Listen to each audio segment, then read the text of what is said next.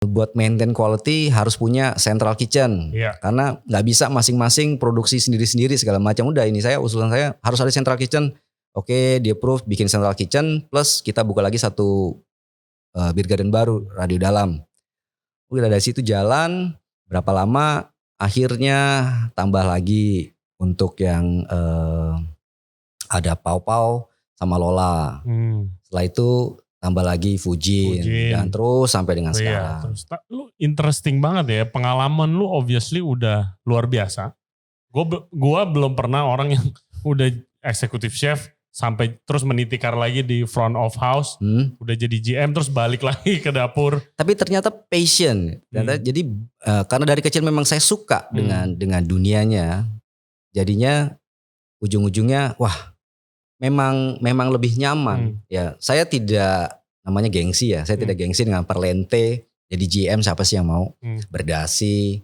Kalau karena dulu resort saya tidak pakai jas karena panas. Jadi saya cuma pakai polo shirt, celana panjang atau pakai batik segala macam. Tapi semuanya punya ilmu tersendiri ya kan ya. Nah, apa yang lu pelajarin? Kan lu ada di posisi yang unik nih.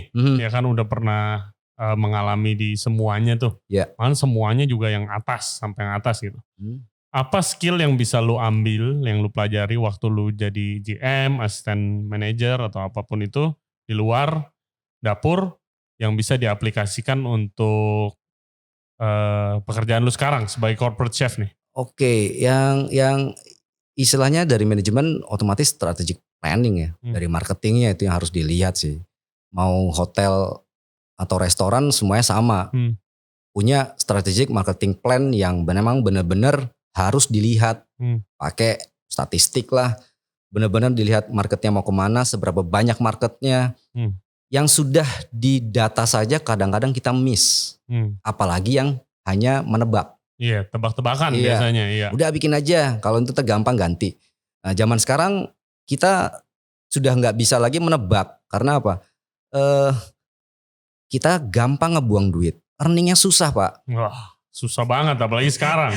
Saya mengalami itu kan. Misalnya kita build something itu ngebuang duit banyak. Cuma mau earning balik itu harus benar-benar pelan-pelan. Duit sedikit masuk.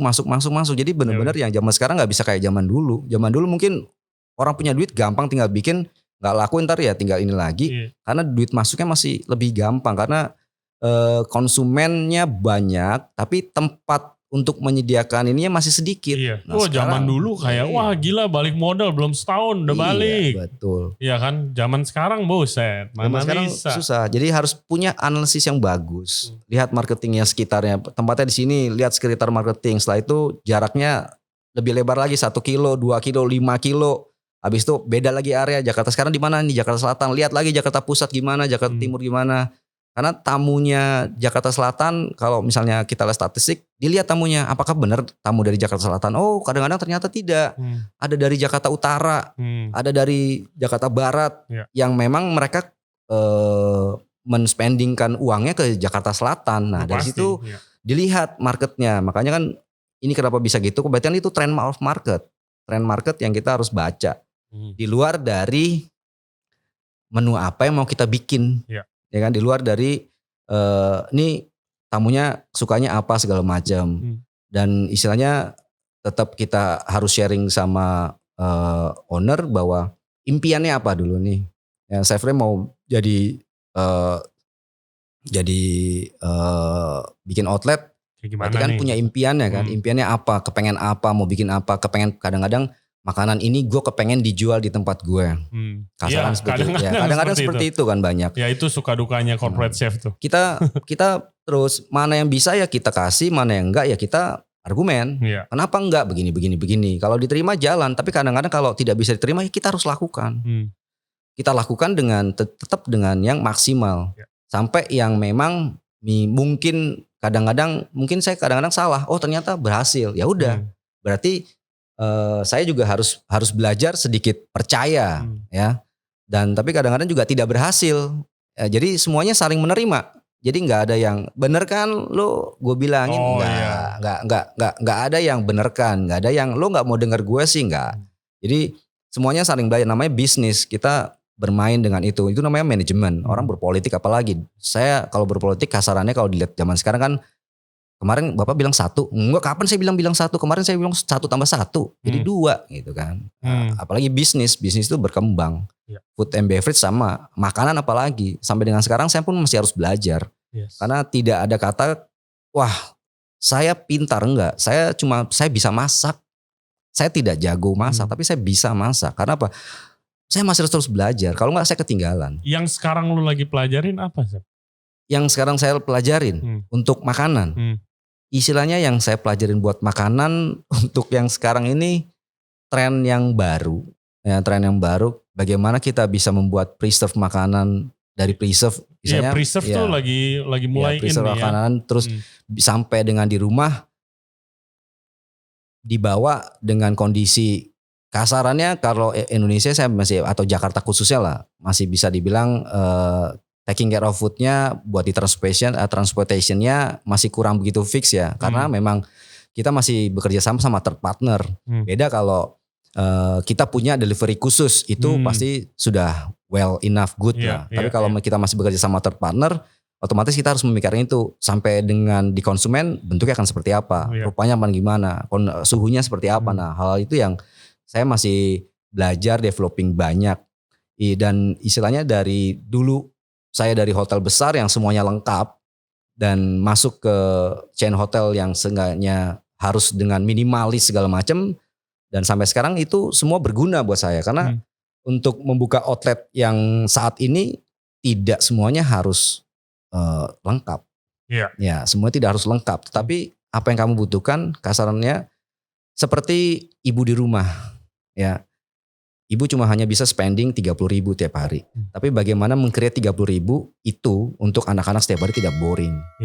Nah, bagaimana meng-create 30.000 dengan peralatan yang ada, nggak mungkin macam-macam di rumah peralatannya, tapi bikin sesuatu yang menarik.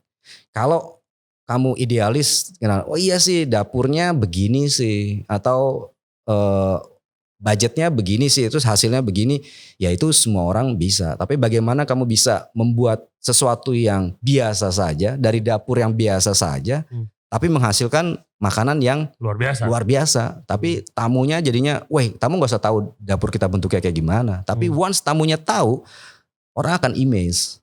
Ya kan, wah gila tamunya, padahal dapur lu begini, tapi lu bisa serve ke tamu sekian orang segala macam dan itu rahasia dapur aja kan. Kita juga nggak usah yang harus membanggakan diri kan, tapi setidaknya kita coba memaksimalkan semua yang ada lah. Kalau kita jadi chef Ray, saya kasih kamu dapur bagus, saya kasih kamu budget bagus, kamu bikin makanan bagus, memang semestinya kan. Nggak ada yang luar biasa lah dari situ. Apalagi zaman sekarang susah nih kan. Nah lu gimana, what's your sudut pandang lu buat kayak ini nih, industri kita sekarang lagi mengalami perubahan besar nih. Kebanyakan restoran-restoran lifestyle itu banyak banget yang tutup atau bangkrut. Terus lebih shifting ke online food delivery. Ya kan? Gimana sudut pandang lu tentang itu? Sudut pandang saya karena market otomatis berkurang. Itu dari 100% mungkin saya cuma sisa 30% kali ya. Itu aja udah bagus. Itu udah bagus ya. Dari situ tempat-tempat yang buka kalau saat ini juga kebanyakan mereka menjanjikan hal yang sama. Ya kan? Hal yang sama lah. Delivery food, preserve food, bisa sampai ke rumah segala macam. Cuma yang sekarang itu kita harus bisa maintain tamu yang ada dan trust. Percaya bahwa makanan yang dia order pasti akan bagus. Saya bisa dipercaya menjadi GM padahal background saya cuma executive chef. Itu karena trust. Karena percaya, gue bisa loh El. Itu hanya entrepreneur aja. Background saya cuma executive chef. Enggak, lo bisa, lo pegang. Kebetulan ownernya sama dari Novotel Balikpapan sama yang di Pontianak. Jadinya saya dipercaya untuk itu, saya jalankan. Tapi ternyata fulfill enough sampai sekian tahun. Dari situ kan dari rasa percaya itu ya bagaimana menjaga rasa kepercayaan ya bisa terus berjalan. Tapi namanya manusia, saya tidak memungkiri kadang-kadang juga kita low. Ya namanya rutinitas segala macam kita low. Tapi bagaimana kita bisa mendevelop lagi diri kita sendiri. Jangan sampai subordinate kita tahu atau bawahan tahu kalau ininya lagi bermasalah atau segala macam. Ada strategi khusus gak nih buat kasih tahu ke motivasi buat ya. Listeners kita nih. Karena kan kita tahu nih, pertama yang dengerin ini kan kebanyakan bekerja juga di bidang F&B. Udah tau lah lagi susahnya kayak gimana gitu kan. Motivasiin sih. Lagi yang sekarang ya, mungkin namanya sudah mendunia ya. Mendunia semua pun merasakan hal yang sama. Tapi masing-masing balik lagi ke individu. Ujungnya awal tuh bersyukur dulu. Ya bersyukur dengan apa yang ada. Kalau misalnya lah sampai kasarnya ya lo enak lo masih kerja. Nah gua ya dari situ ya bersyukur aja. Misalnya kita masih diberikan hidup. Kamu kan punya talent, kamu bisa masak. Sekarang orang yang gak bisa masak, mereka belajar mati-matian supaya dia bisa masak di rumah untuk menjual. PO gitu. Buka PO. Sedangkan kita yang memang sudah notabene kamu punya skill, kamu punya keahlian khusus, sampai di rumah kamu tidak berusaha untuk membuat sesuatu yang lain yang beda. Ya semuanya memang butuh modal, tapi ya mulai dari yang kecil. Jangan yang terlalu muluk, dari yang kecil aja. Kiri kanan tetangga mereka mau butuhnya apa segala macam. Coba di ngomong mouth to mouth. Sekarang yang kita butuhkan adalah networking.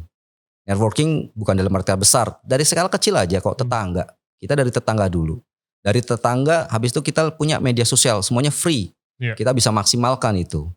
Nah dari mouth to mouth segala macam gadget sekarang orang dia bilang apalagi sekarang sosial media. Lebih orang mau makan apa di foto dulu ini segala macam itu menguntungkan kita sendiri sebenarnya kan untuk kebiasaan seperti itu. Tapi anyhow ya dimaksimalkan. Malah banyak sekarang orang bikin organizer bagaimana membuat pangsa market untuk di sosial media. Jadi saya ibu rumah tangga saya bikin sesuatu ada ininya sekarang. Ada apa namanya grup bukan grupnya ada wadahnya yang Bu saya bisa bikinin mau berapa item segala macam supaya apa menarik di sosial medianya itu sekarang orang sudah melihat melihat ke situ.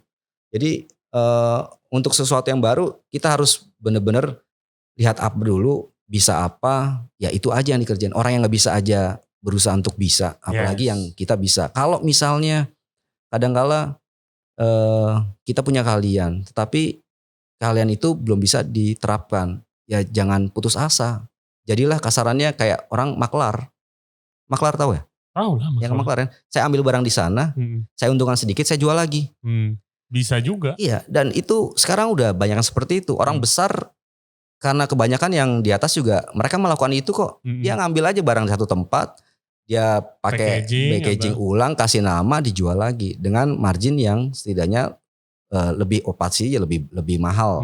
Tapi semua itu untuk sekarang ya kita survive buat hidup. Mau barang kayak makanan kayak apapun itu. Istilahnya jangan patah semangat lah dan bersyukur pasti mungkin orang akan lebih terbuka dan jangan selalu melihat ke atas. Coba kita melihat ke bawah. Dan jangan banyak alasan gitu. Suka banyak alasan. Ada aja alasan. Benar. Yoi kan. Alasan memang 1000 banyak alasan lah. Alasan tuh susah banget kalau ada alasan. Wah, Chef Rafa, terima kasih banget ya untuk waktunya nih. Kita semua sudah belajar banyak dari cerita lu, pengalaman lu. Dan hopefully this crisis semuanya bisa berakhir. Amin. Soon dan kita bisa jualan lagi lah. Benar. Semoga semuanya bisa terlewati. Kita bisa mempunyai misalnya pola hidup yang baru sekarang ya. Kita harus mempunyai pola hidup yang baru. Yoi. Dan semoga nanti kita lihat 2 tahun lagi ya kita ketawa aja tinggal yang saat-saat begini nih gitu. Ya, misalnya menjadi pelajaran ya buat kedepannya, bukan begitu? Yes. Dan terima kasih ya Chef, sukses buat Biko Group semuanya. Sama-sama, gue juga sukses buat lo. Biar rame. Gue acungin jempol juga buat lo. Misalnya lo juga meniti karir juga bukan langsung on the top level, lo juga mulai meniti karir di bawah sampai dengan lo bisa sampai sekarang. Ya lu pasti juga awal kan coba-coba. Iya benar ya kan, awal coba. Ini awal juga coba-coba. Iya. Tetap mencari mana selah terbaik ya. Sukses terus juga ya Chef Ray. Thank you, amin Chef. Thank you guys to listening Thank you guys for listening to our podcast today. Jangan lupa subscribe to Ray Jensen Radio Podcast. Kita juga ada di Spotify, Apple Podcast, Google Podcast, dan Anchor App.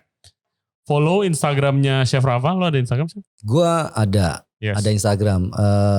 Apa namanya? Triloko _ Apa sih?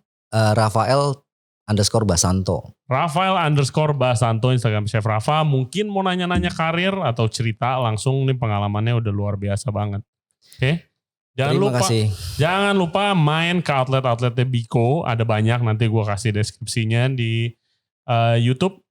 And okay guys, thank you very much for listening. We'll see you next time. Terima kasih banyak Chef Ray ya. Sukses selalu ya. Amin. Thank you Chef. Thank you. Bye-bye. Bye-bye.